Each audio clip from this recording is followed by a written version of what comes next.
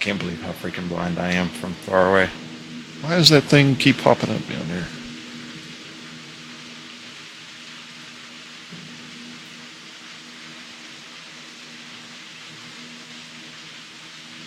I see both of them flipping back and forth. So. Should this be turned on?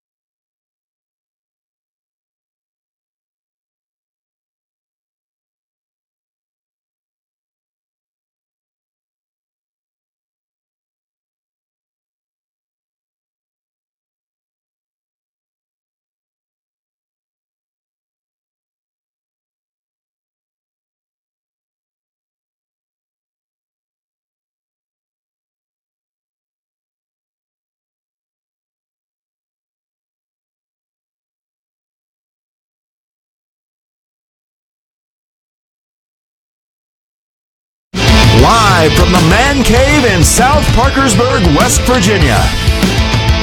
This is Roberts Report. Let's talk about it.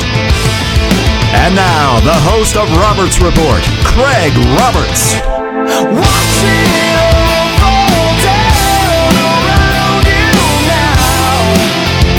Was it ever really worth it? Having your kingdom crumble to the ground. Because you never had the courage to stand up, stand up, stand up, stand up, stand up. Welcome, everybody, to podcast number 3, Roberts Report.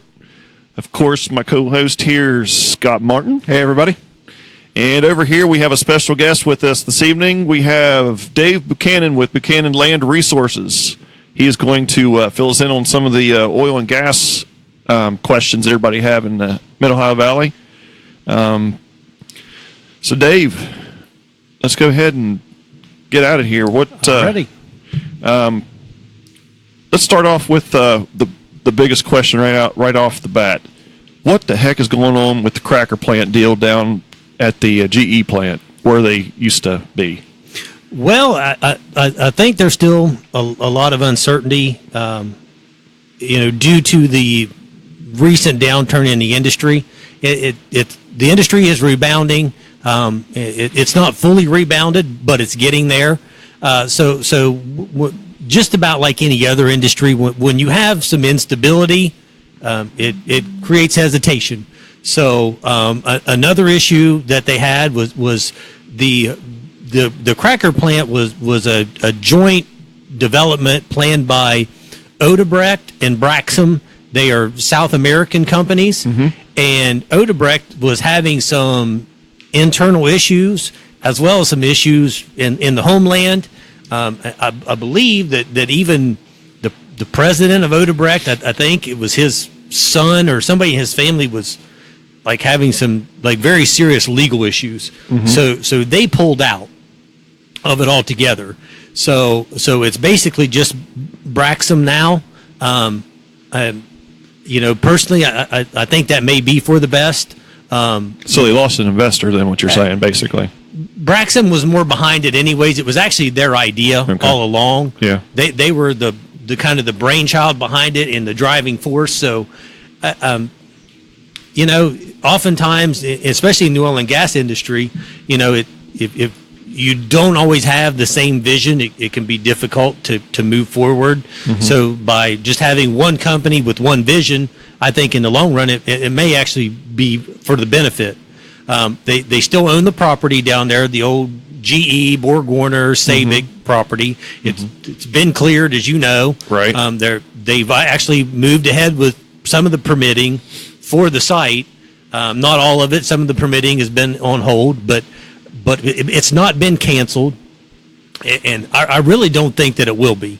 And I really hope that it won't be, because I know we're kind of known as Chemical Valley, but the economic benefits from this plant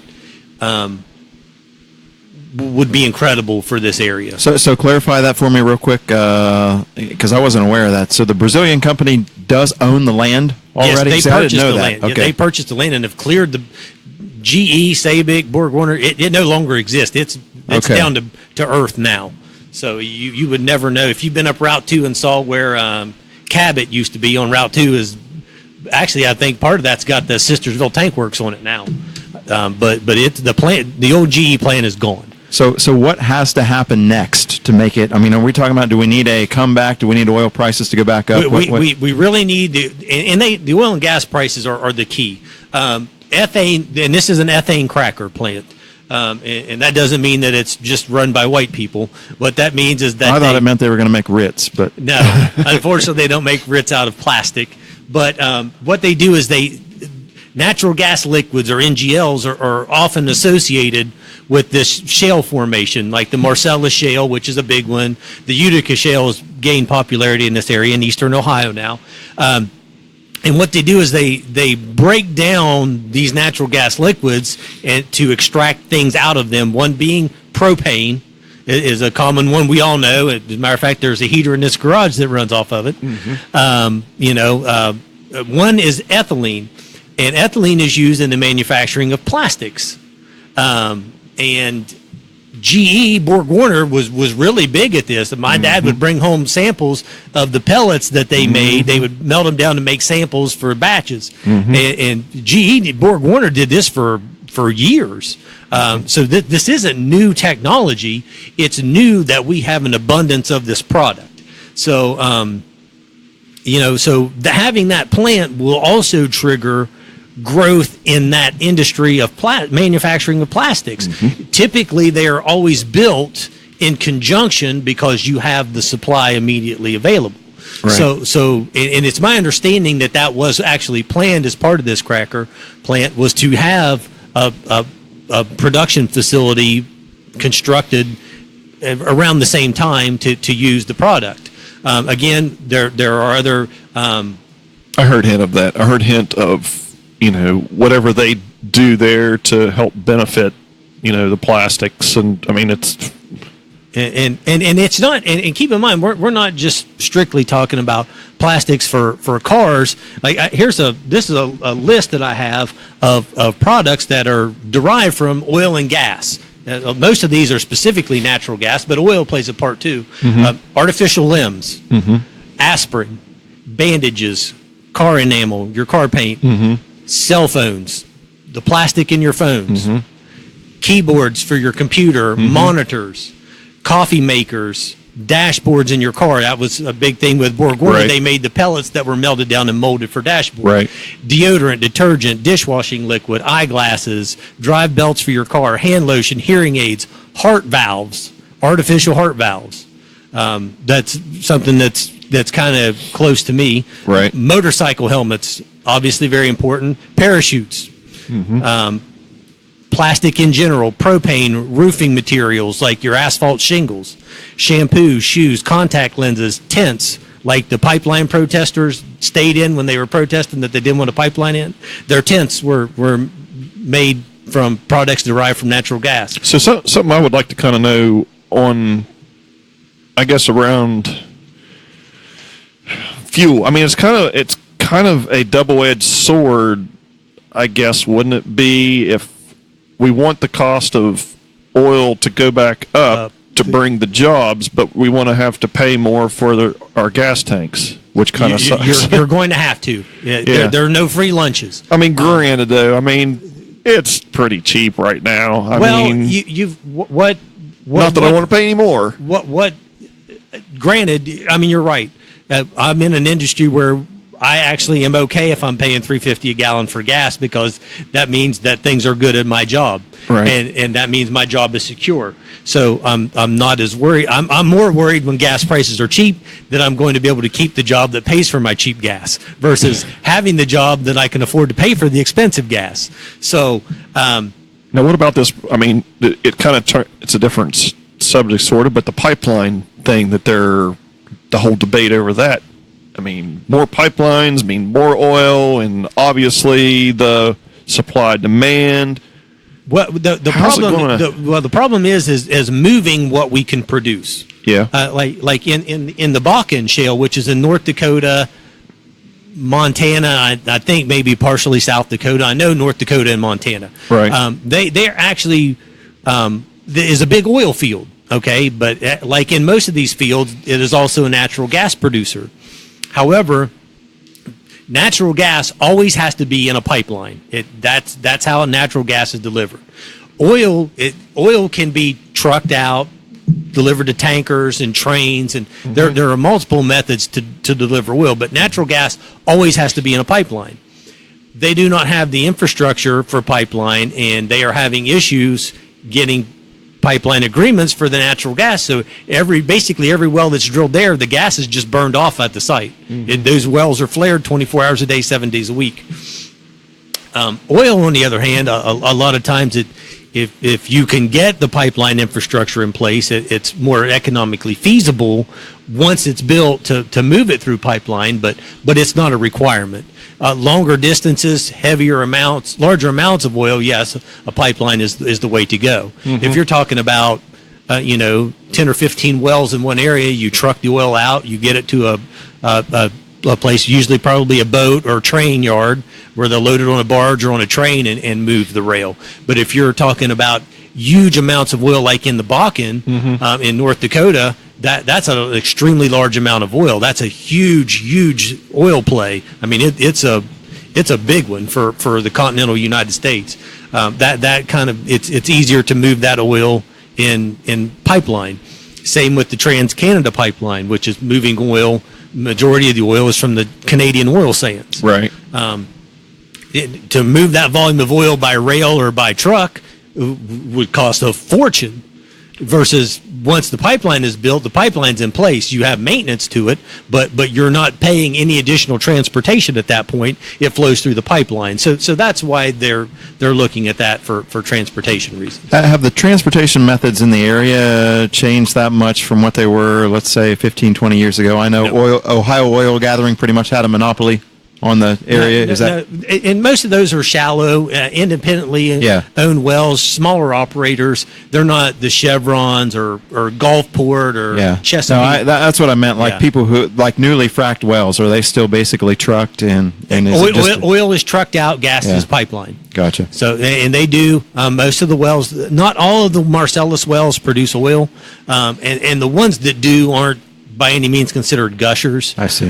They're moderate producers. The primary focus in this area is natural gas. Okay, so pipeline infrastructure, I guess, has increased significantly then, right? In some areas, in a lot of the expansion in some areas is just due to capacity issues.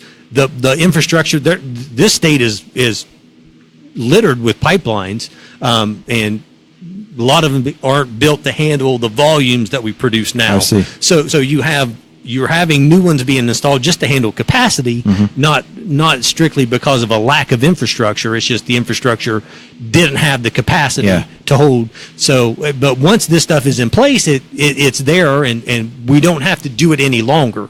Is the point, versus vehicle, boat, train traffic is a continual thing. Once a pipeline is in place, it doesn't move. It's buried and it stays there.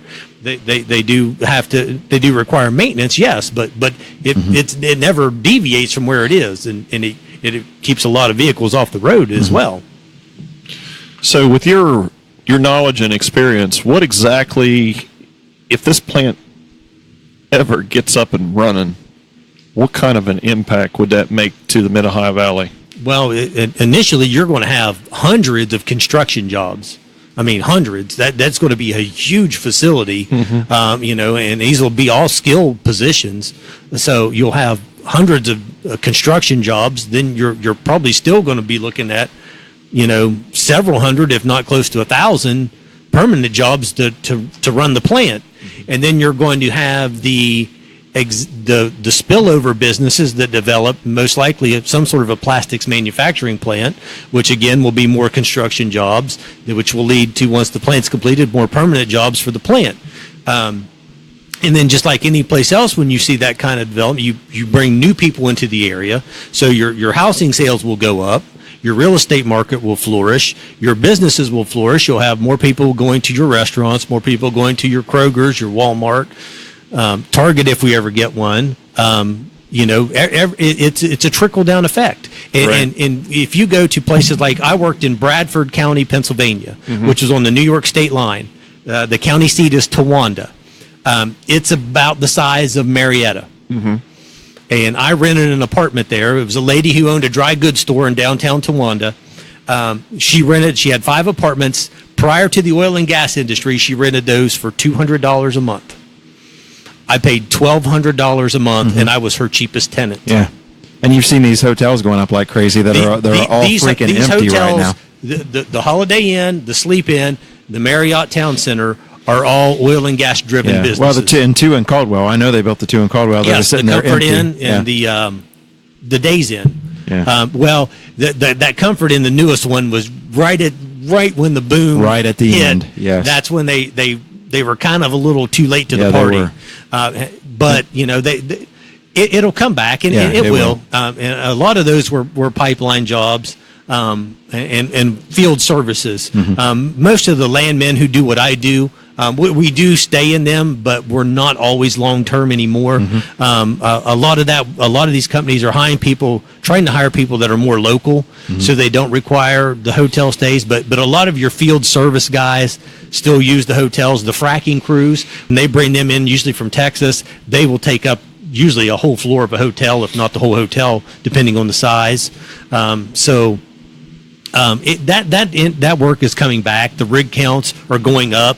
They were down to historically low numbers. They're actually going up on usually about a monthly basis now. Not tremendously, but if it goes up every month, it's still an increase. If the rigs go up, the rig crew numbers go up. That's more people in those areas.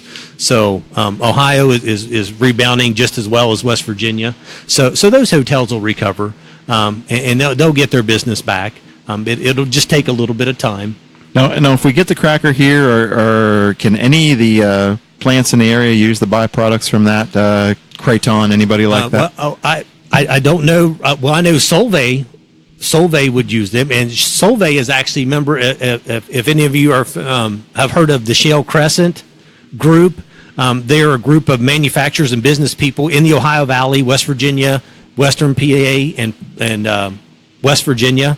That have kind of formed a group to promote the Mid-Ohio Valley, specifically in the oil and gas industry.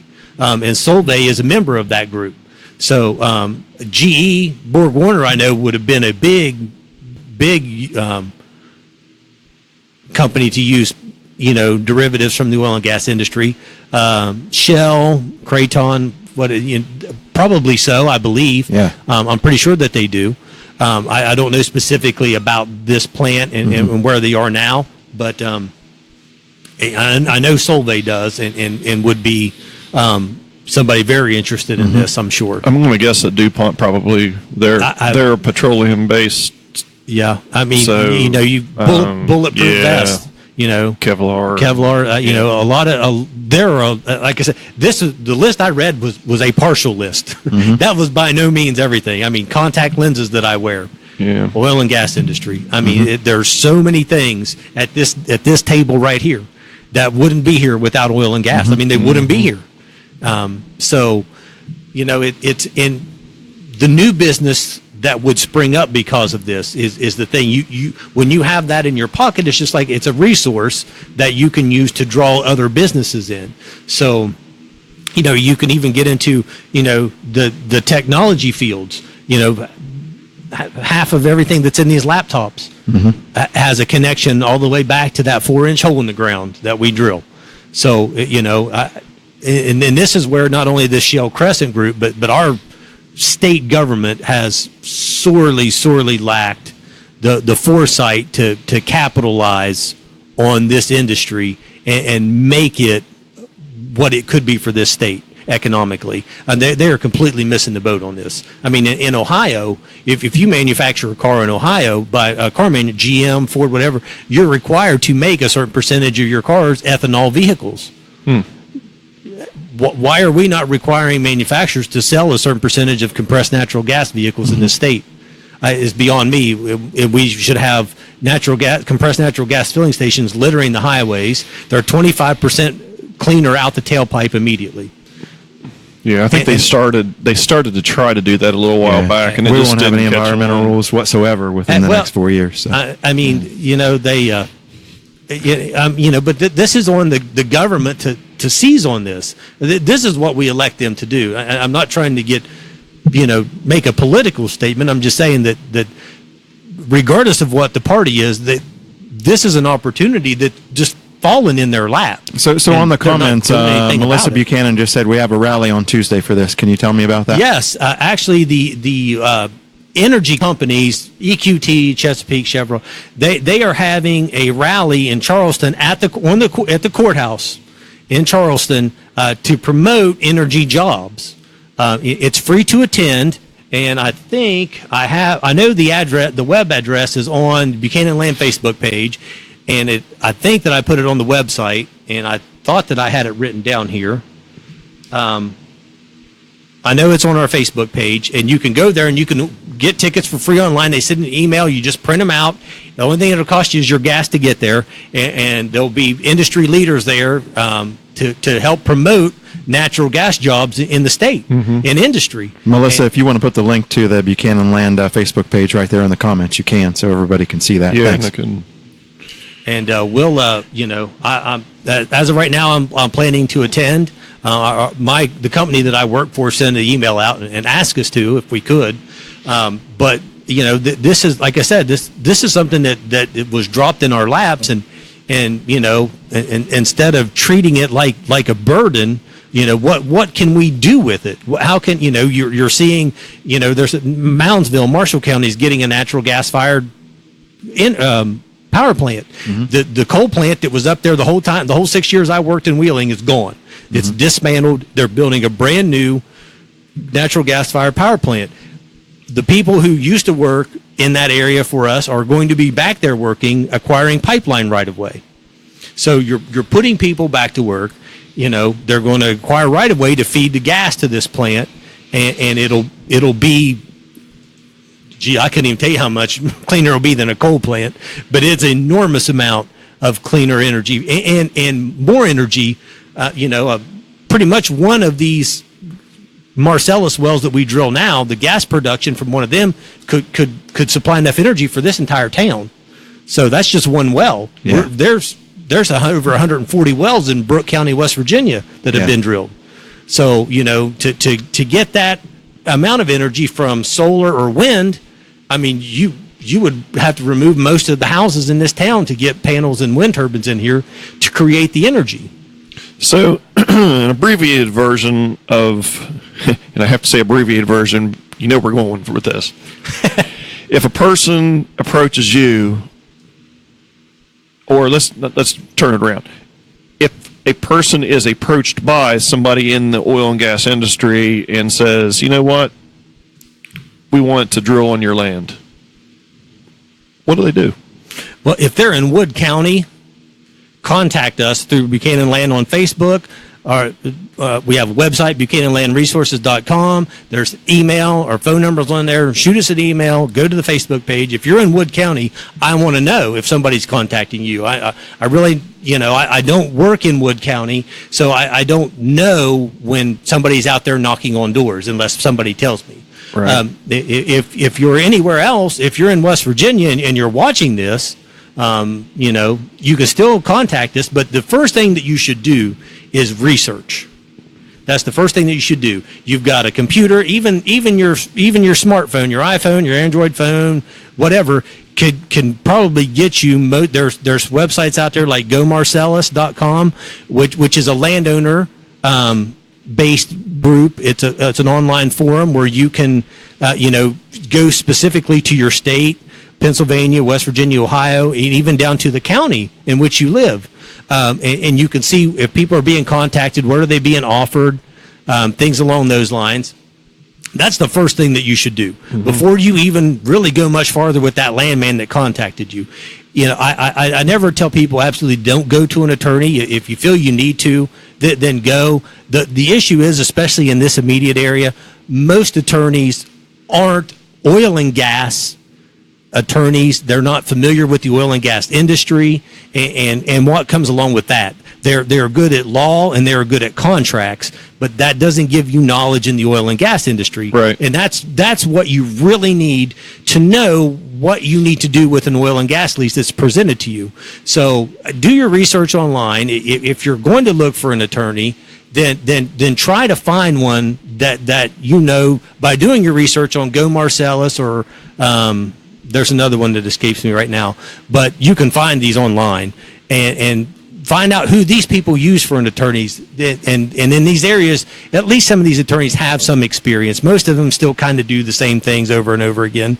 But the main thing is don't try it on your own. Don't try it on your own, because you're going to get steamrolled. Right. If I come into somebody's house, if they haven't done their research, I know immediately that they haven't done their research, and you don't stand much of a chance. So and then if you know somebody in the oil and gas industry, that's really who you need to reach out to at least as well.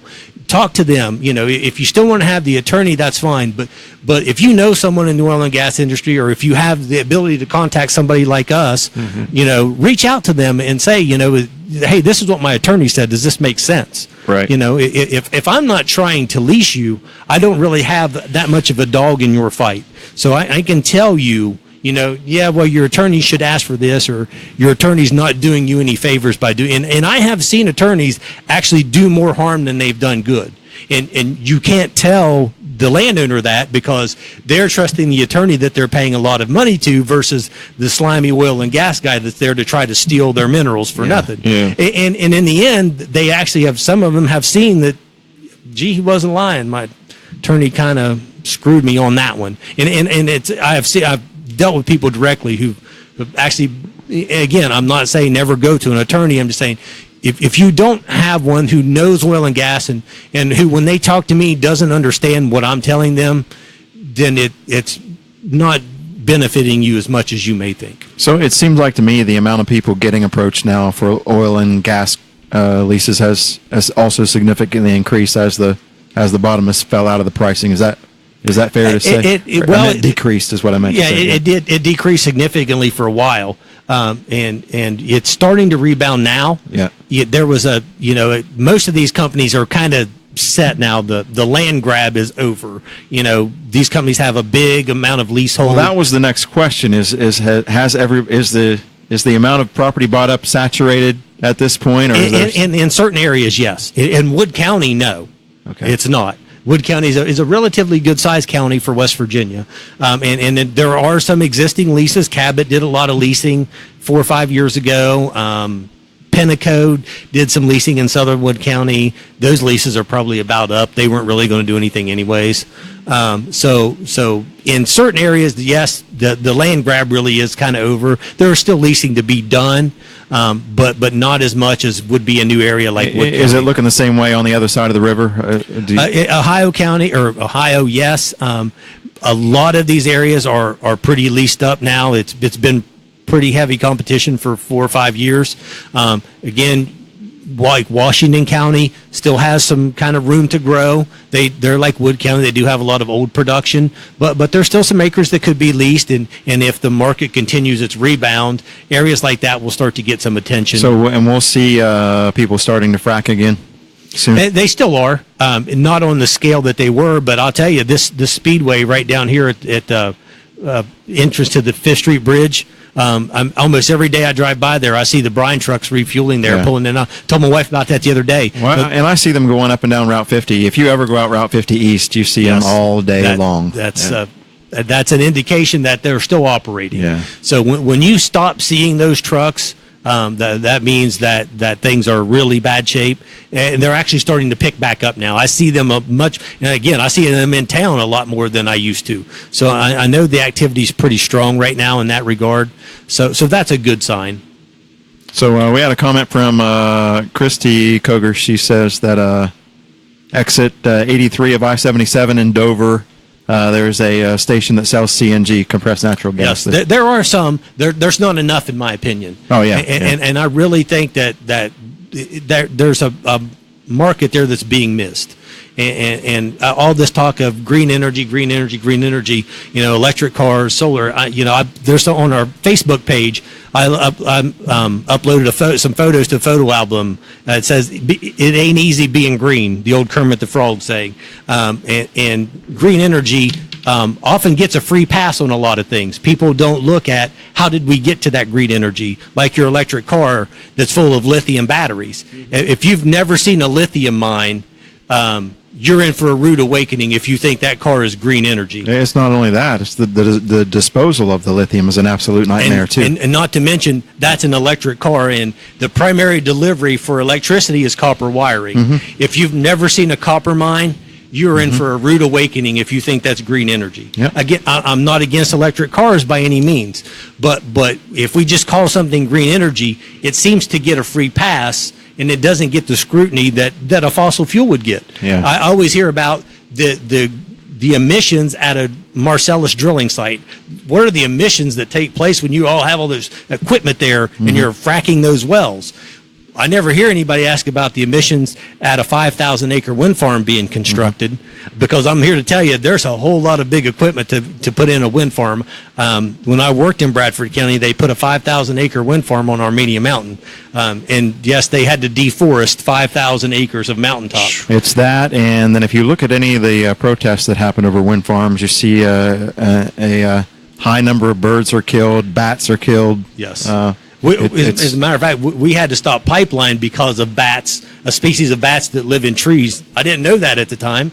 I thought bats lived in caves or sometimes in your attic. Mm-hmm. There are some species that live in trees. So wind farms don't always face those hurdles because they're green energy. Again, they get, the government likes to green light these things because they get the good press for green energy. And people don't like to question that. And it's kind of like the old sausage factory thing. We just want to eat the sausage. We don't want to see how it's made. Yeah. And green energy, I think, kind of is like that. People just want to say, yes, I'm green. I want my carbon credits and my big fat discount for having a solar panel in my house. I don't really care about the 100 or 2 acres that gets destroyed to get the products to make my green car and solar panels. And versus a 7-acre drill site that can provide enough energy to power New York City, the equivalent in solar or wind would be outrageous. It's terrible. So, question for you, without getting political: is coal coming back? No. Go expand on that. It's literally and figuratively a fossil. It's not efficient. It's terrible for. And I'm not against cleaning the environment and taking care of our planet. I'm not against that at all. But coal is the worst. I mean, it really is the worst. It's so destructive to the environment, to the houses. If it's mountaintop, it's they like to show what they can do after they've removed the mountaintop, but you no longer have a mountain versus, a 7-acre drill pad that still leaves the whole mountain. You just have a pad on 5 to 7 acres of it. But the rest of the mountain, as a matter of fact, when the leaves are on, you probably wouldn't even know there's a well pad there. Versus mountaintop removal for coal, there's no more mountaintop. That's why it's called mountaintop removal. You've removed the whole mountain. So I like the mountains. I love living in this state. I love to see the mountains. So, but coal is not efficient. It's absolutely terrible for the environment. It's hard to ship, and it's just not efficient versus natural gas. So no, coal will be gone, and as it should be. I know the coal miners, that's a touchy subject, but again, I think this is where, to be somewhat political, the government has failed them by not realizing the ability to use natural gas industry as a bridge to And this isn't necessarily on the state here. This was the federal government looking to get green energy votes by making moves when they had the ability to do it. And they should have worked harder to maybe use what was here, natural gas, to transition these people into a role and to promote industry that would allow those coal miners to go into something in the oil and gas sector. Yeah, that's part where I really agree. They took the coal mine jobs away with no replacement. No, and they didn't care. Yeah, because they didn't need West Virginia to stay in office. They needed the green energy votes to stay in office. So and again, can't they burn it clean though? Isn't there a way to? It is way too expensive to burn it clean. That's been the problem. Is they can't afford the requirements that it takes to retrofit a coal plant. They can't afford to do it. That's the reason the Beverly Power Station shut down. I believe Pleasance is in trouble. I think it was more on the regulation or the fines that it took to do it though than it. My understanding is to burn clean coal, retrofitting a power plant is just ungodly expensive to the. But they already had it retrofitted in Beverly, and they shut it down because of the regulations on it. They already had the stack built and everything. But, really, not for the whole plant. But the bottom line is that coal was still going to be gone. Mm-hmm. There are better ways to do it. Mm-hmm. And coal still needed to go. I think the federal government went about it the wrong way. Yeah, I think they tried to be too heavy-handed to prove that they could do it instead of taking the time, which usually the government does. Instead of taking the time to do it the right way, they did it because they could. I totally agree. We're in the same shape with our health care. It's the same thing. You don't. Without living in those areas, you don't realize that that's all they have. They don't have anything else. And I'm not saying that it needed to go to, because I feel for those people. And West Virginians traditionally, and probably always will be, very hardworking people. Mm-hmm. You cannot ask for a better, more reliable workforce. But that industry has to go at some point. Mm-hmm. And down the road at some point, so will oil and gas. But it won't happen overnight, and it can't happen the way we just did it with coal, because it's a nightmare. It is an absolute nightmare. So again, they should have planned for this phase out. They should have worked harder to transition these people to what we had available and to promote what we had available. And even Hillary Clinton, who is again, I'm not trying to be political. I'm just going to state what we know. Really wasn't that much different environmentally from the previous administration. Even said, and I almost couldn't believe I heard it when she said that she felt that natural gas was a bridge fuel, because that's exactly what it is. We're not going to get from A to B overnight. Mm-hmm. We're going to have an A.5 and an A.7 before we get to B. And that's where something like natural gas comes into play. It's more than abundant. And we're not even tapping. We're barely tapping a fourth of the potential of the shale gas in this country. Yeah. And there are still more that we could pursue. Yeah. And we're talking about just in West Virginia, Pennsylvania alone, enough natural gas to supply the entire needs of this country for 100 years. Yeah. Just from West Virginia and Pennsylvania, from what we have right now. And we can still squeeze this orange for more juice. We're not done yet. So, yeah. My cousin on here, Rebecca, says coal miners keep the lights on. God bless them all. And you know what? And just to be clear, and I know that you feel the same way. That it's definitely nothing against the coal miners themselves. Right. They work their asses off. No, I agree. And go underground. I mean, who wants to do that? No, I know. I agree. And again, it's nothing against the profession or the people that work in it. Right. I want them all I want everybody in this state to work. I want this state to flourish. Right. But just coal was going to go. That's just the way that it is. It was literally it's a dinosaur, and figuratively it is, and it will pass on, and again, down the road, oil and gas will be the same. Again, I have nothing against coal miners or necessarily coal mining, other than it's not the best way to go about things. Yeah. But the way that they handled it was definitely not the best way. Wasn't fair to them. Yeah, it wasn't, and it definitely wasn't fair to the state. Well, Dave, thank you very much for enlightening us on the oil and gas industry. I'm sure that opened some people's eyes on some of the especially around the leasing and the cracker plant. And not shooing you off, just stick around because we're going to talk about some other things here as well. Yeah, absolutely. But that definitely, I learned some. Me too. Learned some things. Well, so. I appreciate you guys having me on to let me talk about it. And like I said, for anybody watching, Buchanan Land Resources on Facebook. I think Melissa might have posted the link on the Roberts Report. We also have a website. It's not complicated, buchananlandresources.com. You can send us an email. A phone number is on there as well. Mm-hmm. If you have questions, you need answers, or just want to know more about the industry in general, drop us a line, shoot us a message on Facebook, whatever. We'll get back to you. No problem at all. Okay. Thank you very much. Thank you. Appreciate it. Scott, you had some so topic number 1. The third Sheets location was announced on South Side in Parkersburg, and it's going to be in the Man Cave's backyard. Yeah, let me just say something about that. For those of you that know me and know me well, know the Taco Bell joke behind this is probably going to become the new Taco Bell for me.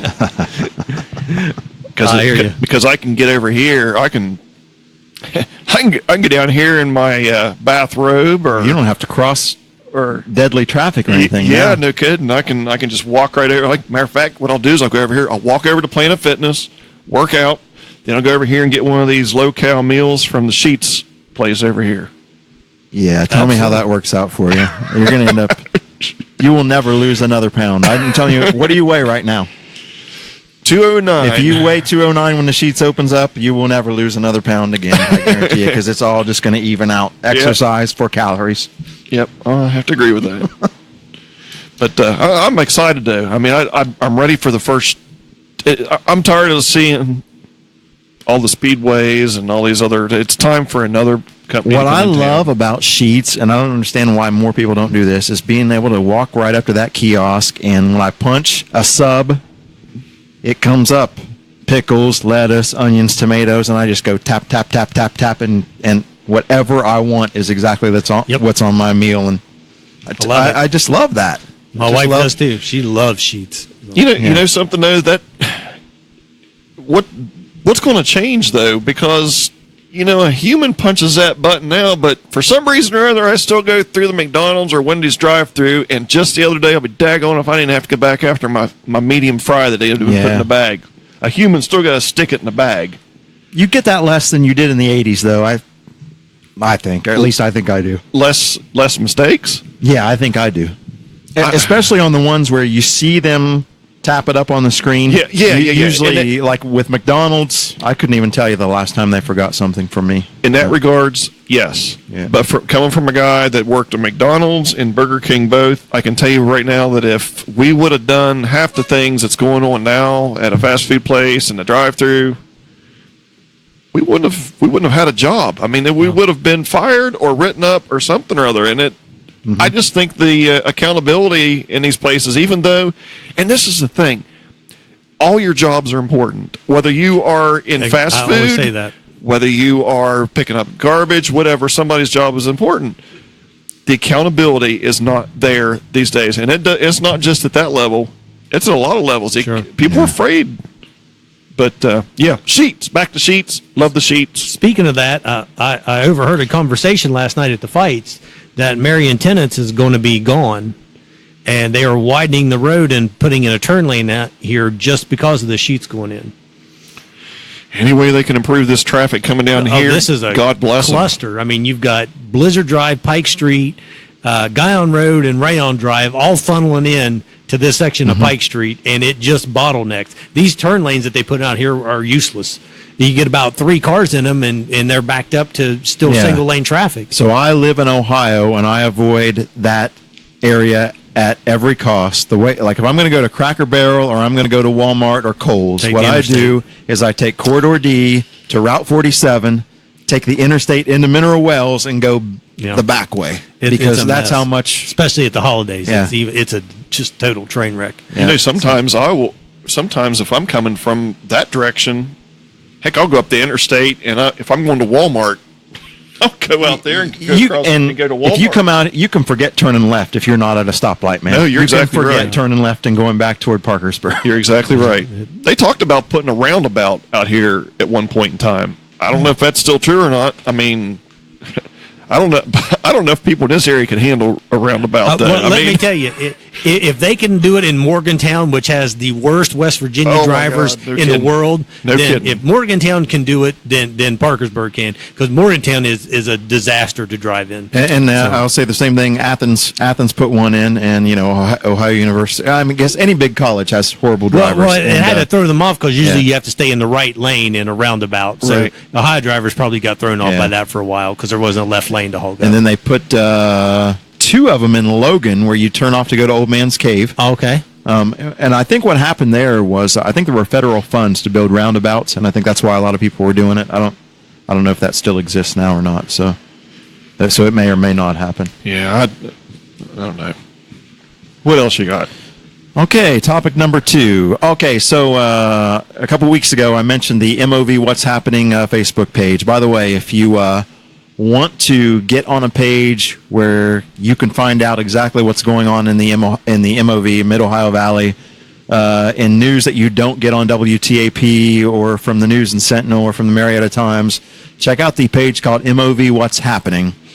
And there are a group of people on there that are some of the most diligent people I've ever seen about monitoring scanners, about snapping a picture when they drive by an accident or something like that. And you'll find news you won't find anywhere else. And it's an interesting page.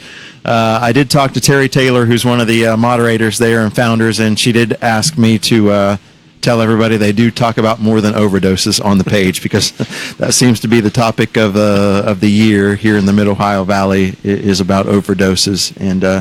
But we also, I talked to Terry, and she said she'd be interested in coming on the show and being on the podcast. So That'd be we're great. looking forward to that happening too.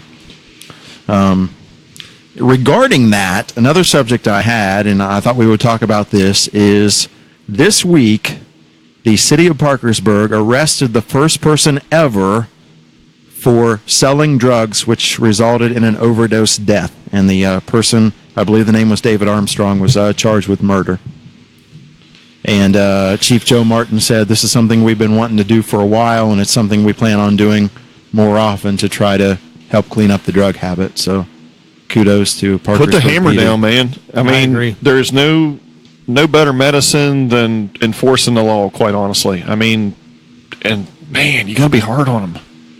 It's, we talked about this whole reviving people a few weeks ago over and over again. It's another complete subject, but when do you do it enough? I know it's a sensitive question for some people, but man, you can't revive a dude or lady or whatever 5 different times in the same week. And I mean, either get them help or knock it off. I mean, Well, I agree. We got people who can't afford to that's not helping them. have EpiPens for their child's allergies, but we're reviving drug addicts with Narcan. I got to know what we're going to do about it, though, when it comes to how many people can the taxpayers bear to put into prison for drugs before we have to do something else. Well, you have to address the especially in this area, the real root of the problem, which is it's economically depressed. Yeah. You have people who don't work,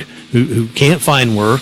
Oftentimes they get injured on the job, and then you have a lot of quack doctors who start just filling people full of medicine, and one thing leads to Depression. another, Yeah. and you're getting stuck with We Narcan talked about that stick. last week, and so I think some of that will fix itself, because doctors now recognize that they did their customers a great disservice by prescribing opioids for everything. Mm-hmm. And they didn't realize how heavily addictive they were, and that's what got us into this situation. And so as you prescribe less pain medication, or at least opioid medication, you'll see some of those back off, because what happens is people get hooked on this stuff. They then can't afford it, and so they go to heroin for a cheaper fix. So, yeah, I think you'll see, some addictions back off over the years, and you'll see less of that in the future, and I hope that's the beginning of what the answer is. And we also sit on a drug corridor, Interstate 77. Yeah. It's a big trafficking route over land. And so that is something that they are trying to do something about. We see every Washington County single night on WTAP News, you see somebody who is obviously not from this area that's under arrest, and I know Washington and Athens County both are really putting the hammer down on that and patrolling that area. And heavily, I know, like I said, I've driven that route through Washington County for 6 years, and I would say probably half of the traffic stops I see involve two vehicles, one of them being a canine unit. Yeah. And you hardly ever see that really anywhere else. From time to time, you might see that, but I know in Washington County, I'd say at least half of the stops I see are two vehicles, one being a canine unit. It's just every trip you'll see it. So yeah, it's it needs to be enforced, and I'm fine with that. I hate that I don't necessarily agree with having a war on everything, but I really believe we need to go after the serious problems in individual areas and communities like we have here. I really agree with the ramped up enforcement on that. So our host is back. Number 1 or number 2? Number 1, number 2. What'd you just do? Oh, no, I poked the fire. It's getting a little chilly. Actually, that helped with the mic background noise. If it doesn't freeze us to death, we may have to keep that fan off. Well, we can always use propane. There you go. We need to start our own ethane cracker right here. Yeah. Yes. I know some people that can get that pipeline right away secured, so we'll put them to work. And let's change over to sports. I've got 3 topics. Number 1, the new NASCAR rules. Awful. Now, I disagree with you. Now, let me tell you why. So, first of all, I'm not a NASCAR fan anymore.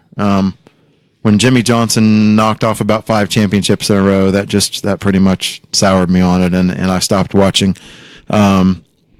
I didn't like the old point system because I thought the season was over too quickly in a lot of cases. With somebody, you look at some of Jeff Gordon's championships or name anybody's. Yeah. Last 10 races of the season didn't mean anything because they were up 200 points. So that's one area I do like about the new system better. I could take or leave the chase. I don't really like that, but what I found was I watched Daytona, and this thing with 3 segments. What used to happen to me was I would turn on the NASCAR race, I would watch the start. If they didn't crash, I would take a nap for about 2 hours. I'd wake up and I'd watch the last 50 laps. And that was the way I would watch NASCAR. My wife would make a joke that, here's my husband watching NASCAR. But that wasn't far from the truth. What I liked about this new thing with the 3 segments is I actually watched all 3. Hey, this first segment's 50 laps. I watched all 50 laps. I saw who got the points. I'm like, okay, let's watch this second segment. I watched it all. So to me, it did get me interested in the entire race instead of wanting to take a nap. I think that was NASCAR's intention was to do that, to get everybody watching all 3 segments. So I thought with me, it was, at least with me, it was kind of a winner. Yeah. As far as the old point system went, I was okay with it. I totally understand your point about sometimes they got out of hand with the points lead, and the last couple of races they were just phoning it in. The original chase format, I was actually on board with that, and I liked it. Everything else after that has been total crap. And the segment thing, I'm not necessarily against it. I really don't see the point in it. I don't care who won the first 85 laps because it's not an 85 lap race. It's a 500 lap race, and I care about who wins lap 500, not lap 85 and 170 and so on. So that's kind of my take on it. And the more they try to change it, I think the worse it gets. And their interest was always in growing the sport I think that's where they lost the sport. They right before Dale Earnhardt died, the sport was at its peak. I agree with you. The mid 90s to 2000, it was there, and they weren't really doing anything different. I mean, there weren't any changes. Then they decided that they needed to be in California, and they were going to be in California at all. This was the late 90s. They were going to be in California at all costs. Well, the base that got you where you were wasn't from California. You already had a race in California, and it was an afterthought. And then they felt that they needed to be in Chicago, and the people that got you where you were weren't from Chicago. So you were getting some exposure, but you weren't growing your base. Mm-hmm. You were just making the people who were your base travel farther to go to races. I never thought about that. And then you go and close tracks like Rockingham where the fans were. They couldn't afford it because they were blue-collar, working-class people. They couldn't afford to go to Chicago for 2 races or California for 2 races. And then they wanted to be in New York City. They felt that's what they needed to be. And it didn't work out. But if you really needed to know whether that was going to work, all you had to do was watch Champions Week that they held in New York. Nobody gave a damn that those cars were there driving down the street and that Dale Earnhardt and Jeff Gordon were there. Nobody cared because New York didn't care about NASCAR. Mm-hmm. So why would they continue to pursue that in those type of markets? That's where they lost everybody. And then trying to change these points to bring them back, push them farther away. I disagree with the chase. Go ahead. A lot of people do. I'll tell you why. Because I think that the chase technically rewards whether or not you were consistent through the full year regardless. Okay, so you take what the top 10, 12 people in points, which normally that top 10, 12 people in points wouldn't even be in the race, or they wouldn't be in for the championship.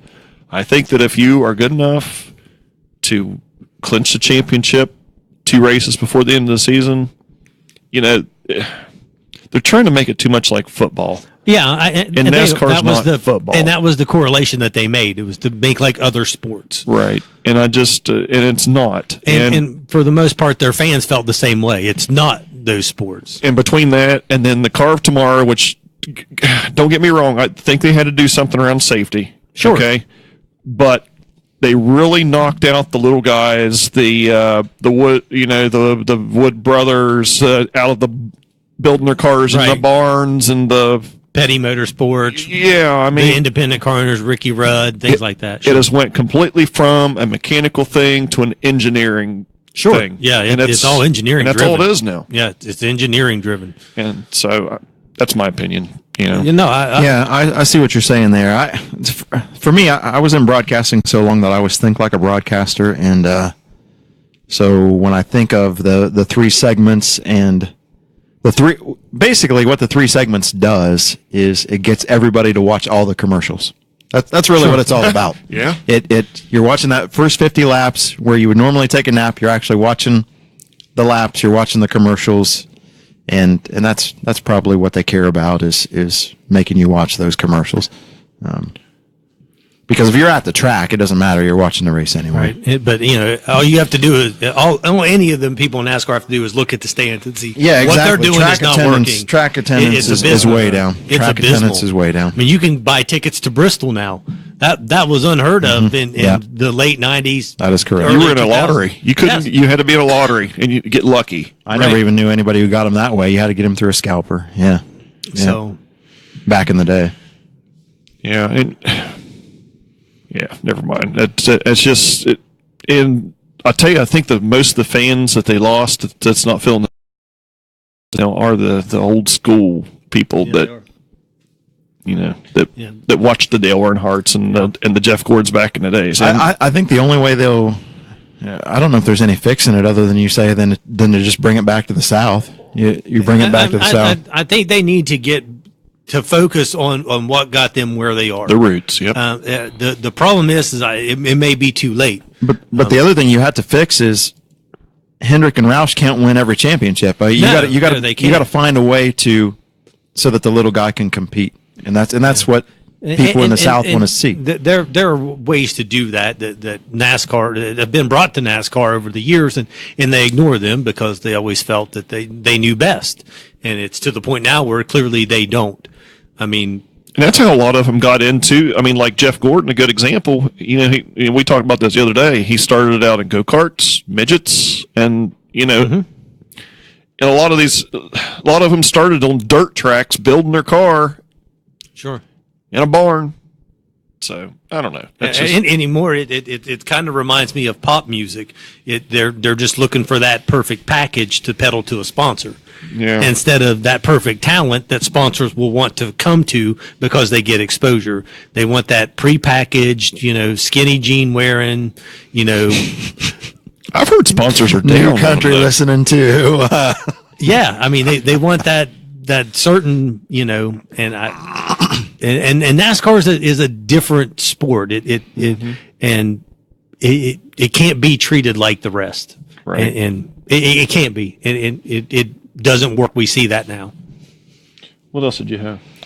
Yeah, another thing. We were going to had three things about sports. Let's talk about Floyd Mayweather versus Conor McGregor. I don't know what happened since last week. So you said there were some new developments this week. So fill me in on that. Yeah, Conor McGregor was at a boxing match in Ireland and walked them to the ring, come back out, talk to reporters. Now, granted, this was after the fact that they had an interview with Floyd Mayweather that basically, you can go back and watch the video or whatever, but he started out by saying, all the reporters, make sure you get all your phones out, all your recorders, everything, get ready. Listen to this. If you want to make it happen, McGregor, let's make it happen. Sign on the dotted line. I'm officially coming out of retirement just for Conor McGregor. And then after that, that's when, of course, tit for tat, McGregor comes out and says, I'm not going to say the whole thing because it's, we're trying to keep it somewhat PG, but it was, get ready, I'm going to shock the mother effing boxing world, and you all have counted me out, and, we're going to shock the world. So basically, long story short, I went from a 50-50 chance of it happening, I think 70-30 now. So are we still looking at June or No. what are we looking at? I've heard September. Okay. I was going to say it'll probably be in the fall. Yeah, I've heard Especially September. Mayweather more than anything for training. McGregor's probably still How old is Mayweather now? Do you know? He's in his 30s. 30s. I'd say like 34, 35 maybe. Yeah. So, I don't know, but I don't know. I guess we'll have to wait and see. I officially went through and made sure that my Saturdays were going to be clear for if it did happen. If it does happen, you can count on a party in the man cave for sure on that one. Matter of fact, I might get 2 kegs that night. I don't know. You probably won't be able to afford them with whatever the paper. Yeah, whatever the no kidding. pay-per-view You is just gonna need to be. get the shamrocks added to your backdrop here, and you'll be good to go. Hey, that's a great idea. That's why they're green. There's St. Patrick's Day. Okay. Anyway, but that's where I stand on that. I think at 70-30, I am leaning more towards the 70. I think it'll happen. I think there's too much money wrapped up in it now, and I think they would be insane. It's too much ego wrapped up in it. I think they would be insane not to make it happen. Whatever it took, the money, even if they go out there and look like a couple monkeys on a football or whatever. I think that lots of money. So you and I want to talk about this in the podcast because we were talking about this somewhat in the BS session before the podcast. What do you think the fighting style will be between the two of them? Do you think McGregor comes out hard charging like Mike Tyson and just tries to beat his ass, or does he box and try to win on scoring? And does Mayweather just dance around the ring and do his normal style? Because I assume Mayweather's gonna box like he always boxes. Is what. So what do you guys think about that? About how each one of them might come out and box? Okay, Dave, what do you think? Well, there's always a risk of challenging somebody in their area. There's what field they specialize in. So it's a big risk on McGregor's part, I think, to challenge a boxer to a boxing match if you're not a boxer already. But at the same time, it's a risk on Mayweather's part if he tries to make it into a brawl, which is a lot closer to cage fighting. So, I think McGregor probably needs to take the fight to him to get him out of his comfort zone. I think that's the only way McGregor wins. I think if he tries to box him, Mayweather picks him apart. Even Nate Diaz says that McGregor has a chance if he gets him within the first 4 rounds. Yeah, I agree that stamina would be on Mayweather's side there. But that's where he has to get him he has to get Mayweather out of his game, out of his comfort zone, and throw off his plan. But is it likely that McGregor just comes out of the ring like Mike Tyson and just comes at him? I think that would be very reckless to do that against Mayweather because he's not going to be there. As much as I dislike what Mayweather does outside of the ring, the dude is fast. So if that's your pick as to how he will fight, what you're saying is Mayweather's probably going to win the fight. I think Mayweather is going to win the fight by decision. Yeah. Okay.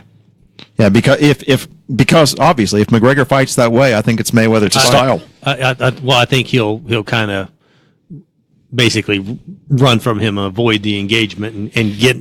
I think his real game plan will ultimately be to survive and to not be drawn into a brawl kind of situation. Mayweather will not be knocked out. No, I don't think so. All right, last thing, NCAA basketball. We want to talk about the Mountaineers, of course. We can't talk about Ohio State because the Buckeyes had the most abysmal basketball team this year I have ever seen in my entire life. I wouldn't be surprised if Thad Matta gets fired. They didn't even make the NIT. That's how bad it was. Here's the deal. If you would have asked me before last night, I would have said there is no freaking way WVU can beat Gonzaga. But man, did the team that played Gonzaga last night take a game to them. And basically, if it wasn't for a call by the ref, a bad goaltending call could have beat Gonzaga. And I absolutely think West Virginia can beat them. Yeah, I wonder now. The problem that we have is that West Virginia is so Jekyll and Hyde. The good news is that even and it's crazy that two completely different sports often parallel each other, but basketball and football both oftentimes play up to their competition or down to their competition. They perform abysmally against teams that they should destroy. And then when you think they have no chance, West Virginia teams often surprise you. They may not always win, but they oftentimes put on a performance that you didn't expect. Especially postseason. And West Virginia has beat the number 1 team in the country already twice this year, Baylor and Kansas. So I absolutely do think that they can beat Gonzaga. The question is which West Virginia team shows up to play them. If it's the Kansas Baylor West Virginia team, I think they win. If it's the team that lost 6 out of their last 17 games, they're probably going to get destroyed. Yeah, I have a couple of questions about how they can defend Gonzaga. Number one, West Virginia is not typically good at defending the 3, and it seems like Gonzaga shoots a lot of 3s. Although in the 1-3-1 they've been playing a lot now, it may be a little bit different. And then the other thing is, can Gonzaga be pressed? And I don't know enough about how they played this year, if they've even been pressed by anybody at all. Well, really nobody does the press like West Virginia. So again, you're taking it's a specialty for them. So I think there's an advantage, but only if West Virginia shoots good from the floor. Yeah. Against Notre Dame, they were 58%, which is perfect for setting up the full court press. If you shoot poorly, like they have in a lot of games recently, it's again in the Big East or Big East, the Big 12 championship against Iowa State, their shooting was abysmal. I mean, it was horrific, and they couldn't establish the press, and Iowa State beat them. So you have to shoot good from the floor to make the press effective. They have to score is the bottom line. So I think if they do that and they can establish the press well, I think they'll beat Gonzaga. but it's not going to be it'll be the toughest game they play all year. Did you think the commentators on CBS were biased? They usually are. It seemed like. Now, did you watch the game? Yes. It seemed like and I'm not a West Virginia fan, so I'm looking at this outside the box. It seemed like all they talked about was Colson the entire second half, and I wanted to see if anybody else thought it was Colson. Everything revolved around Colson in some capacity. So I really do. But it's Notre Dame, so traditionally they usually kind of get, regardless of who they're playing, they usually kind of get the preferential treatment in the press, specifically against West Virginia. Notre Dame is going to get that every time. So, I do feel that the coverage is a little biased. It really didn't matter to me, especially since we were winning. And I don't watch CBS Sports hardly ever, except unless we happen to be on there. So it's a little different than like football and things like that, where basically you kind of get the same networks over and over. It can get annoying. I hardly ever listen to CBS Sports in regard to anything. So I kind of got over with that one. All right. Anything to say about that? Not really. I knew. I looked at him the entire time because I know like Craig's like going to go to sleep when we talk about basketball. No, I actually watched the end of the West Virginia game, and I listened to Huggins talk, and I didn't watch the Gonzaga game though. So I didn't see it. I didn't see it. Here's what happened in the Gonzaga game, and they could have potentially lost this game. What happened was there was a missed goaltending call where the kid put his hand up through the basket to block a shot. How'd they miss that? And they missed it. And so that basket got credited or something like that. And then the coach went ballistic because they didn't call that goaltending call, and they teed up that coach. And then the other team got 2 shots in the ball back. Wow. And so it was something like a 6-point swing or something like that, and Gonzaga won the game by like 4 points. And I guess the NCAA came out this morning and said that the officiating crew made 2 huge mistakes, one in the goaltending call, one in the technical call, and the NCAA has apologized for it. But, Gonzaga won and they moved on. So I was kind of watching the Herd the other day, and they were talking about this is what do they do? Not Marshall, right? No. This was the Herd show. Colin Cowherd. Yeah, and the guy was talking about NBA now, and it seemed like he was talking more about there's not so much of the, I guess going in after shots as much as everybody's putting up threes anymore. It's a 3-point contest anymore rather than the guarding. Yeah, so what you see is these guys 6'8", 6'9", 7 foot stand out at the 3-point line now and shoot. Yeah, you don't if you've got a guy 6'8", 6'9", 7 foot, he's more likely to shoot a 3 than that old style of him getting in the middle and then you try to pound the ball down to him and take a short shot. Right. You're right. It kind of is a 3-point shooting contest these days. I don't watch NBA at all. So, I watched it in the days of the Bulls when they dominated, back when they had the Celtics and the, Knicks. So, but anyway, that was just something I just seen on TV the other day. So, last thing I have on my entire topic list was the fights at PHS. You went. I wanted to hear a recap of them. The first thing I wanted to say is our good friend Wendy Barber, her daughter Hannah Delancey sang the national anthem there, and you both said she did a fantastic job. If either one of them is watching, that was one of the best national anthem performances I've ever heard live at any event I've attended. Totally I've been to professional football games, professional baseball games, NASCAR races. I've been to all of them, and that was as good as any of the famous stars I've heard sing them. Very good, and very rare that you get that. Spot on. Great job, Hannah. Yep. All right. So what happened in the fights? Well, a couple of the controversial things. First of all, thanks to Mike Shepard for bringing this kind of entertainment to the Mid-Ohio Valley. He's had several very, very successful events now. We had, I think this was the 3rd one at the Field House. Forgive me if it's not.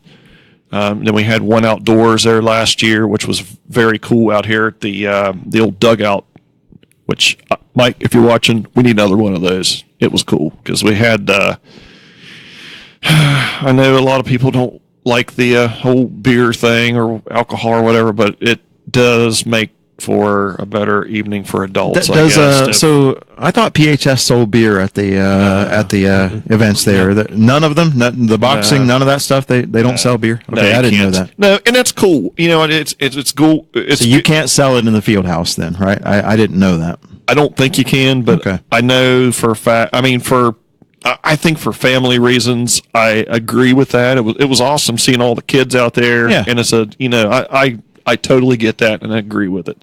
Some of the controversial things that happened, there was the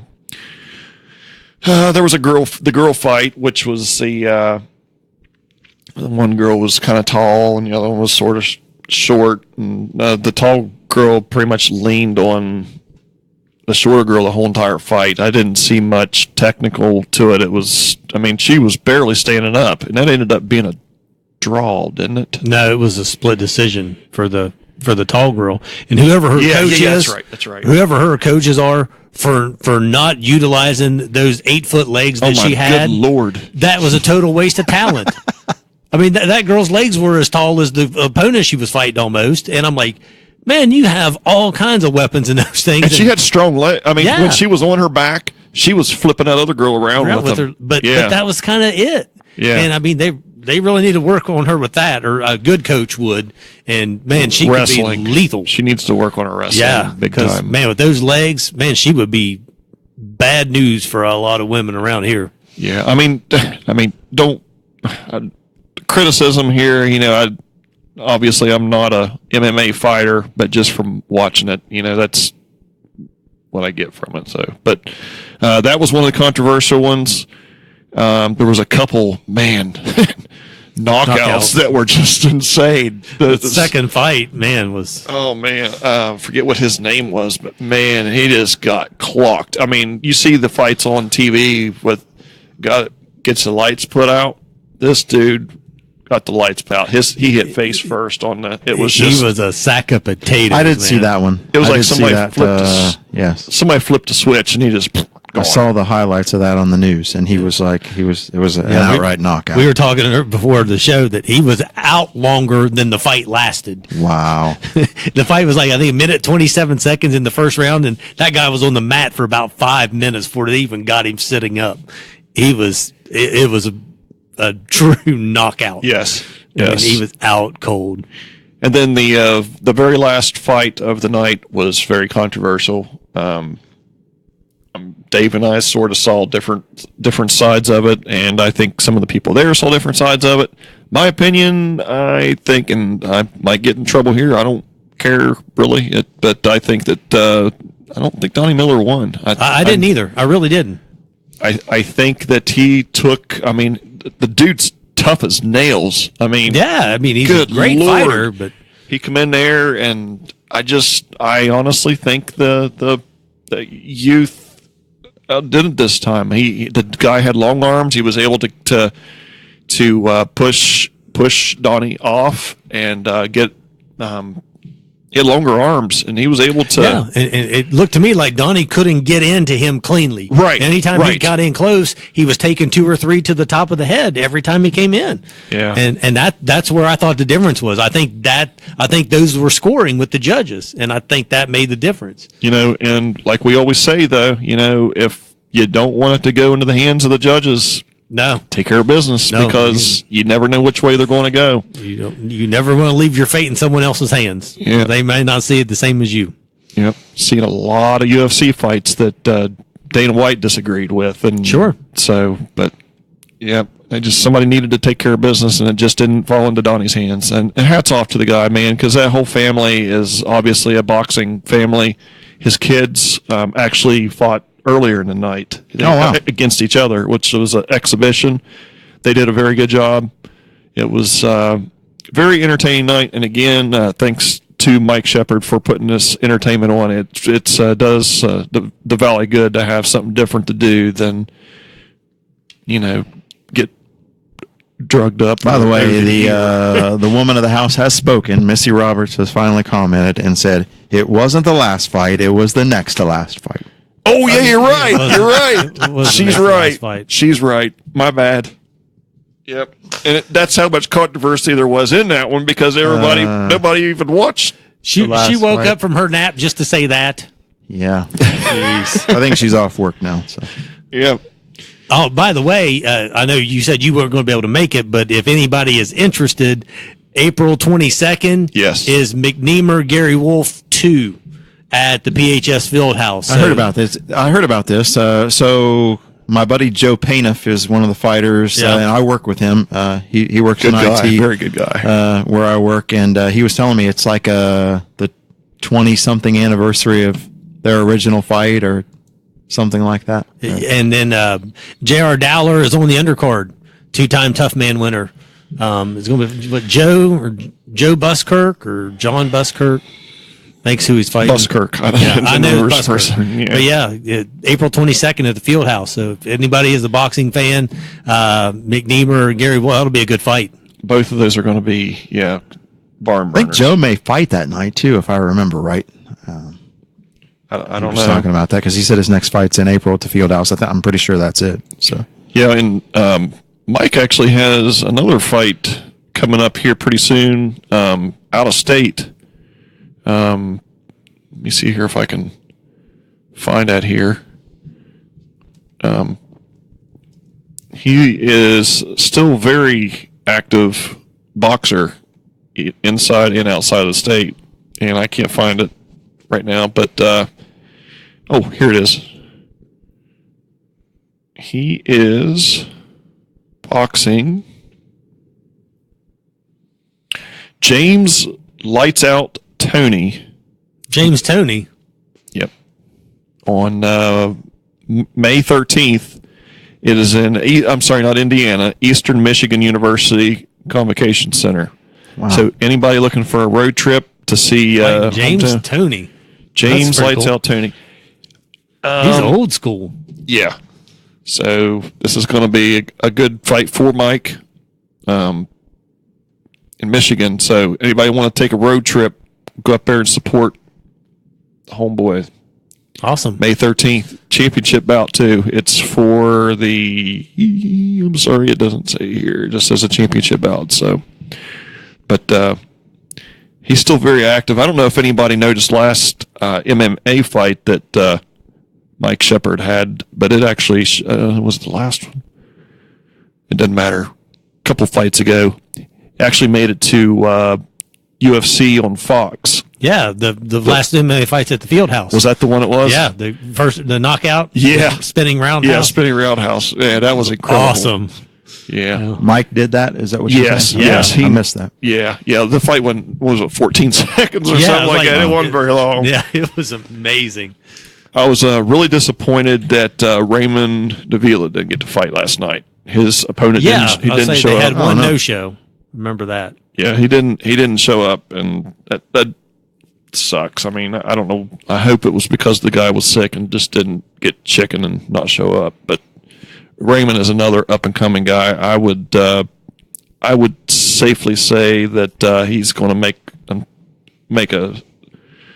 make his way through this sport pretty good if he stays on the same rails that he's going on right now. He's very young, very quick, very agile, flexible. I'd watch for the name. That's it for MMA and boxing.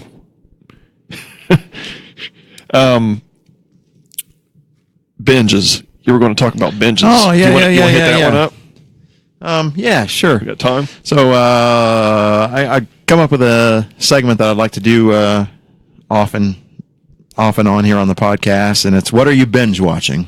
And so anything that you're watching on Netflix or Amazon or Hulu or whatever. So I'll start first. I saw a news story about this show, and so I decided to go check it out. There's 5 seasons of it out right now. There's a show on FX called The Americans that is about Familiar with it. 1980s spies from Russia during the Cold War They're planted in the United States. They live in Washington, D.C. It's a little bit like Breaking Bad because there's an FBI officer that lives right across the street from them that's also into counterintelligence and is like looking for Russian spies in the area, and he has no idea that this couple is a husband and wife Russian spies. And it just talks about the stuff they have to do. Like occasionally they have to kill people and they have to get information. They have to steal plans. They have to bug things. But what made me interested in it was I saw this news story from a former spy who was talking about how realistic these storylines are as to the way that things really went in the Cold War between Russia and the United States, and that if you watch this series, you'll see the way things really happen and the stuff that actually happened during the Cold War with the relationship between the CIA and the KGB and the Russian embassy and the United States government and the Russian government. And so I started watching it, and it is incredibly interesting. I've binged watched 3 seasons of it now in the matter of a week. So I'm hoping to finish that up here. It's called American? American? The Americans. The Americans. I haven't heard of that one. And it's on Amazon Prime. So if you'd have to have Prime Video to you have to have a Prime subscription, to watch. I've thought about switching over to that instead of. I have both. We got Netflix right now. I have both because the Prime, I just have always bought it automatically because I order so much stuff from Amazon that the Prime is just totally worth it, man. Yeah. I order so much stuff from Amazon. Yeah, and my binge watching thing, I'm kind of there's really no new things except for Practical Jokers probably, but the binge, the Andy Griffith Show. Awesome. On Netflix. No, because you've never seen them all, or no? What? That's just that is my favorite show of all time. I've been watching it now. I started on season 1, episode 1, and on Netflix they have every single one all the way up to Mayberry RFD. Which so how many episodes? 8. You look a little how many episodes total? 8, I don't know. No, there's 8 seasons though. Okay. And there's about and these were like 22 episode seasons, something like probably, that. yeah. Yep. Little tidbit. Andy Griffith Show, I Love Lucy, and Seinfeld are the only 3 series of sitcom shows or whatever that went out being a number 1 spot. Oh, I see. Did not know that. Mm-hmm. Minus the Seinfeld finale because that sucked. I wasn't a Seinfeld person. Yeah. So I love Seinfeld. Yeah, me I was too. a big Seinfeld fan. What are you binge watching, Dave? Well, I pretty much binge watch everything because I never watch network television. Most of it's junk, and I just don't care for Tell us the last thing though that you had to just watch all of it. Currently, we have Hulu, Netflix, and Amazon. So currently we're watching, one is on Hulu, is The Path. Speaking of Breaking Bad, it's got Jesse Pinkman. Mm-hmm. What's his name? I can't think of his name now. Yeah, Aaron something. Aaron Paul. Yeah. It's about a cult, it's kind of like Scientology. They're called the Myrists. And it's an excellent show. It really is good. That already sounds good. The Path, right? Yeah, it's called The Path. You can only watch it on Hulu, Yeah, though? it's a Hulu original. Okay. Also on Hulu, we watch a show called Casual. And it's about a guy, his sister just got a divorce and she kind of moves in with him for a while. It's a hilarious show. It's really funny. We just kind of stumbled across that one. But Netflix, obviously, one that I never thought in a million years I would like was the Santa Clarita Diet. Somebody else told me that, and I thought it looked so stupid that I haven't even watched an episode of it yet. Just the sight of Drew Barrymore makes me want to gouge my eyes out. So I never thought I could watch it because of her. That show is hilarious. Is it really? I love that. Think of Desperate Housewives meets The Walking Dead. Okay. I loved it. My wife, who cannot stand to watch The Walking Dead, absolutely loved that show. So Santa Clarita Diet was my surprise of the year. I just thought I want to watch that for the storyline, but I cannot stand Drew Barrymore. So that's that's kind of the big surprise for me. But we binge watch everything. If it's a Netflix original series, we've probably seen it. Amazon, I do watch a lot of stuff, like, because we have Amazon Prime. So like a lot of the Showtime series that we may have gotten behind on, we like Homeland. We got caught up on Homeland. That's an awesome show. So Ray Donovan, my wife loves Ray Donovan. So we binge watch pretty much everything because we don't watch very much broadcast television. Gotcha. So can you watch Amazon Prime on one of the smart TV? I mean, I have it on my smart TV and on my TiVo both. Absolutely. Yeah. Yep. I have to look into that. And on your phone. So you don't subscribe. I'm kind of surprised you don't subscribe to Prime, because I would think of you being a big Amazon consumer. I'm cheap. I'm a cheap ass. Yeah. Well, you get free shipping with Amazon Prime. Yeah, it's exactly. perfect for cheap people. I think what happens is when you subscribe to Prime, you actually buy more because you know you're getting it in 2 days. What? I mean, that's usually what happened to me. Yeah. That's exactly. I just started. My wife's like, "What did you order from Amazon to get?" Because I just started. That's exactly what happens to me, because if I know I'm getting it in 2 days, I just get it from there. I love Amazon though. I mean, that's I do. I mean, I can't believe I don't have it either. But I'm telling you, man, when you find out, once you know you're getting it in 2 days, that just makes it even that much better. It does. Last year I shot a deer with my crossbow, so I needed more broadheads because I only had 3 to start with. So then I was down, and I thought, well, I'm going to try to get out and get some this week. And I thought, you know what? I wonder if I can find them on Amazon. Boom, 2-day shipping. Served up. Ordered them on Sunday, had them on Tuesday. I didn't go anywhere. Like, heck yes, free shipping. Couldn't beat it. Okay, I'm looking up this show because Melissa Buchanan says she loves Ray Donovan. She loves. So tell me about it, because I don't get Showtime. I don't know what it is. Liev Schreiber's in it. Okay, and basically what he is, he's a fixer in Hollywood. He fixes people's PR problems. Okay, so if you're a basketball player that wakes up with a dead hooker, he makes that problem go away for you. They're originally from Boston. They're Irish from Boston that migrate to California, and she just loves Liev Schreiber, so that's the only reason she watches it. She can't give you the technical analysis that I can provide you about the show, which is that it's very well written with very good storylines, and very well acted by everybody. So if you were a fan of Deadwood, I forget everybody's name now. One of the ladies that was in Deadwood, she plays Ray Donovan's wife. And John Voight plays Ray Donovan's dad in the show.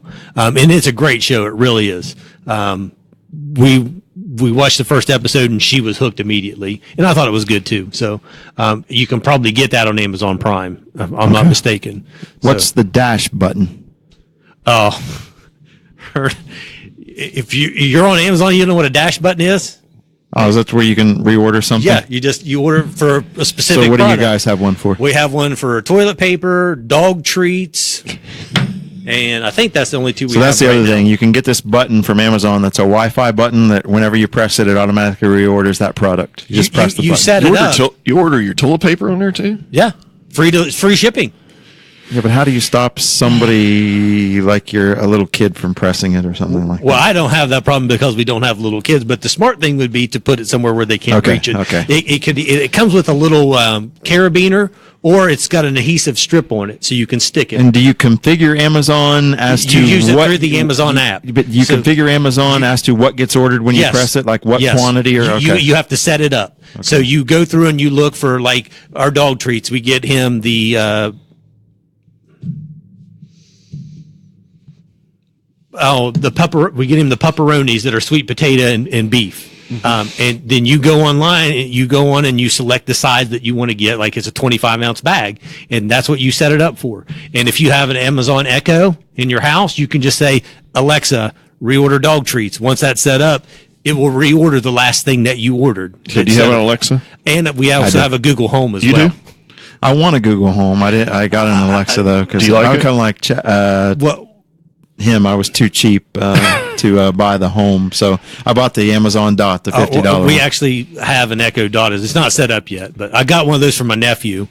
He loved we had the Alexa for, obviously it came out first, so I ordered it just to try it, And then of course Google, stabs me in the back and then comes out with the Google Home, and I'm like, well, everything I got is Android. It's all invested in Google. Same here. So I thought, if the Home would have came out when I was interested in it so much, I probably would have bought, because I bought it just around Christmas time.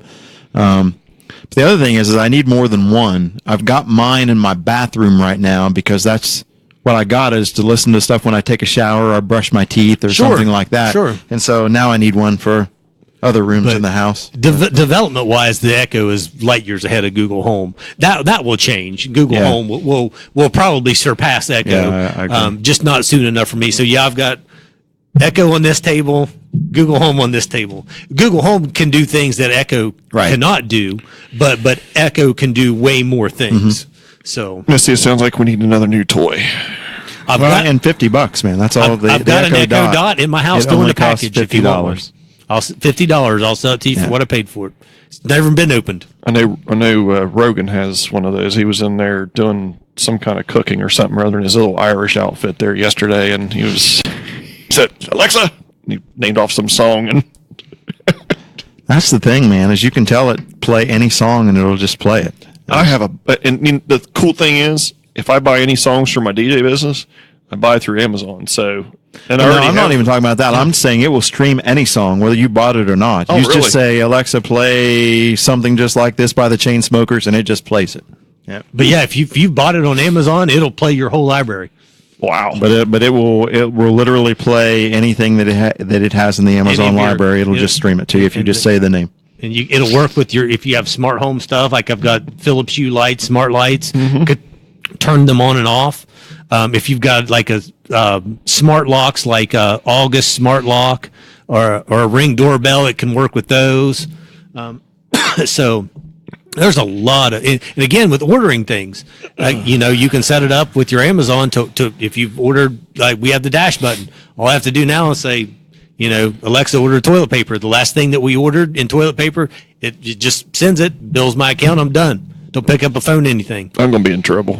They add different skills to it every month. This year they added this past week they added Chuck Norris skills, and you can say, Alexa, tell me a Chuck Norris joke, and one of them she said was, they once named a street after Chuck Norris, but they had to change it because nobody wanted to cross Chuck Norris.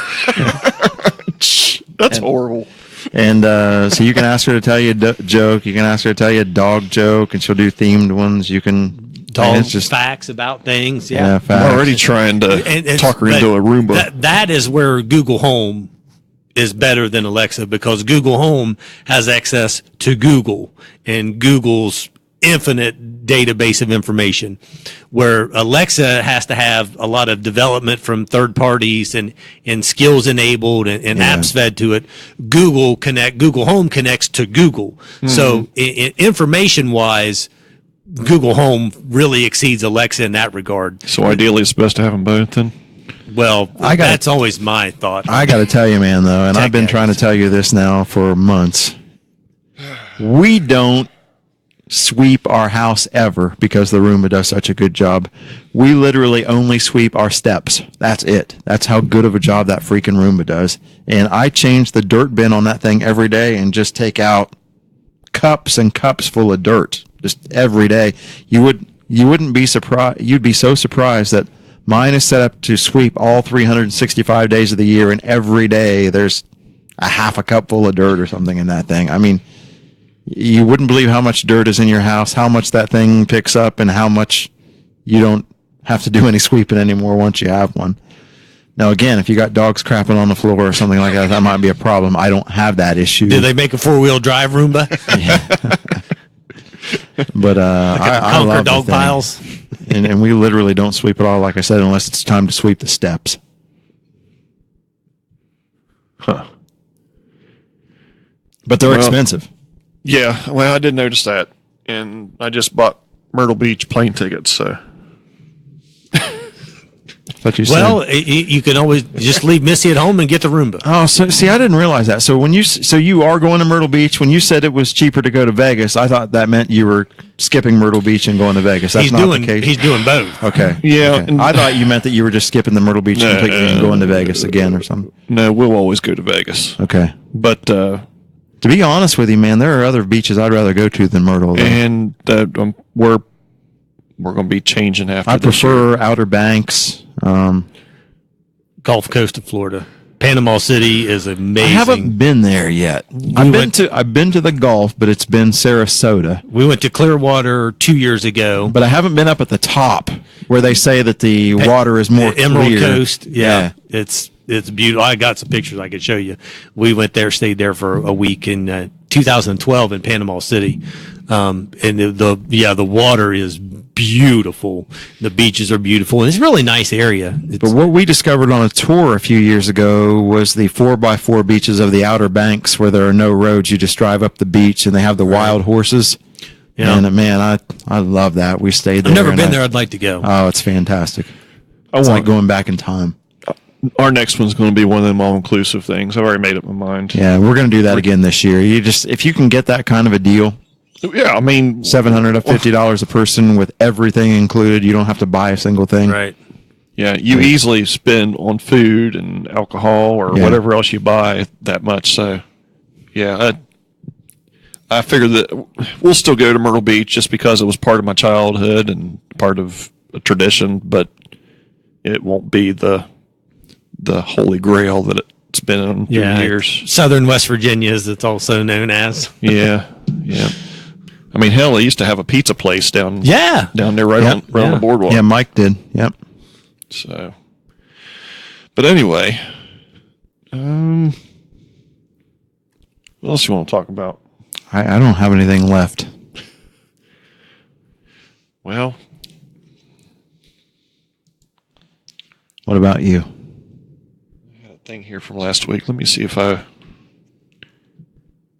While you're checking on that, I do want to, for anybody that's watching, if you're interested, we are having a landowner group meeting on Monday, May 22nd at the Holiday Inn in Mineral Wells. It costs you nothing to attend, and you are under no obligation whatsoever. It is free to come out and listen. We provide coffee, ice water. You can just hear what we have to say.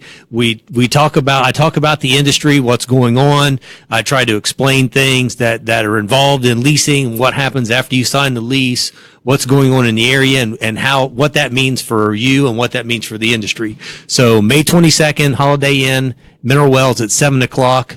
It's free to attend. Come out and hear what we have to say. All right. Thanks. Okay, I got a topic. We think about tattoos in the medical field. I like nurses with tattoos. Oh, are you talking about like if you have a doctor that's getting ready to do surgery? Oh, no. I thought you meant like tattooing if you have breast. I thought we were talking about Removals. naughty nurses with tattoos. Yeah, but there's a lot of people that look negative to. I don't really care whether somebody has a tattoo or not. It doesn't bother me. I think that's kind of moving along now. You know, I mean, I think if you've got like a whole neck and face in prison ink, that's one thing. But I mean, I tattoos are kind of becoming the new normal now. I agree. I don't really care. What I care more about is, did you pass medical school? Right. And are you sober right now? That's what I care about. Can you do what I need you to do? I don't care what you were doing when you got the tattoo, as long as it's not a tattoo of a medical license. Yeah, my wife and I both have. I mean, we both have tattoos, but it doesn't change anything of what. I mean, they're not for me, but I really don't care. I agree. I don't have a single one, but I do not. When I look at somebody coming through the door, like if a doctor comes through the door or into my examination room, seeing ink on him or her isn't going to affect me one way or the other. If he's got like the little teardrops right here, then I'm wondering, okay, were those on the street or in the operating room? Because that'll matter. Yeah. You know, if you got good street cred, that's fine. If that's from 3 people that died in the OR, that's not cool. So I was just curious. You know, I a lot of people. I don't think a thing of it. some people are still kind of judgmental about that, but not a big deal to me. I don't care. Let's see. I guess we can kind of talk about here in the next few weeks some of the things we got coming up. We're going to have, again, like I spoke earlier, I think during the BS session maybe, Sheriff Stevens, sometime or other. I've got to confirm a date with him yet, but he agreed that he would come in and we would talk about the OD thing. Of course, the MOV What's Happening lady mentioned that she would come in. Maybe if we could team them up together and have them one night, that'd be a hell of a broadcast right there. Rich Rule confirmed at some point he wants to come in and talk about some of the movies. The No Knock list is one of the things that's got coming up here pretty soon. New craze here in town. I don't call it a craze, but the new thing here in town. And he's really deep into it right now. He's already produced. This will be his second movie, but he'd like to come in and talk about his movies.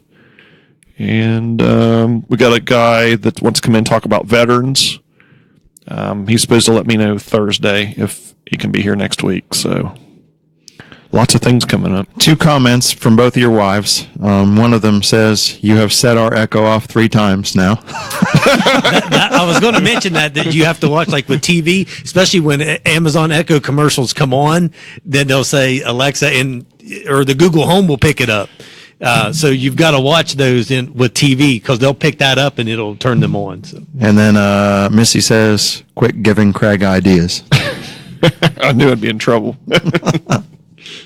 Yeah, she already told me that any more things are delivered from Amazon, that something's got to be coming that she wants to. So, what to figure something. Well, then I can ship her some of the leggings that keep showing up at my house. Oh my gosh! So my wife, LuLaRoe. My wife is into LuLaRoe. It has overtaken our lives. The latest thing now has been that every holiday has. So she just bought. She just bought St. Patrick's Day leggings. Before that, she bought Valentine's Day leggings. My wife has about 10 pairs of Valentine's Day leggings. There are Easter leggings on the way if there aren't any. If there aren't already. If she needs something special, I got the hookup for you. I've never heard of it. LuLaRoe, yeah, it's leggings. You've seen everybody's wearing leggings now, right? Yep. This is a certain brand. This is like the Pearl Party of the pants world. Yeah, or 31. It's 31 of leggings, or it's people sell it. And then there are the rare ones that they only make so many of. The unicorns that aren't always unicorns. Sometimes they're like a bowl of ice cream. And so that's the thing that my wife's into now. She goes on to eBay looking for the special ones. Well, then she's probably bought some from my wife. Yeah, most likely so. Because that my wife sells a lot of them. So she's the rep in the area then for No. She's not that. Yeah. But there's all kinds of people in the area selling those things. My wife has met people at McDonald's to get... She is a professional leggings something or other. Yep, something or other. So that's the official title. No, not really. So I'm out. I'm kind of running out. Well, we can throw the theme on and call it a day. I think that's about what we need. We did want to remind everybody that if you're interested in being on the show, then send Craig a message either at his Craig Roberts Facebook page or on the Roberts Report Facebook page, or leave a comment here on the show or anything like that to be on the show if you're interested. Thanks, everybody, for tuning in. And don't forget to tune in every Sunday, 6 p.m. Have a good evening. Next week.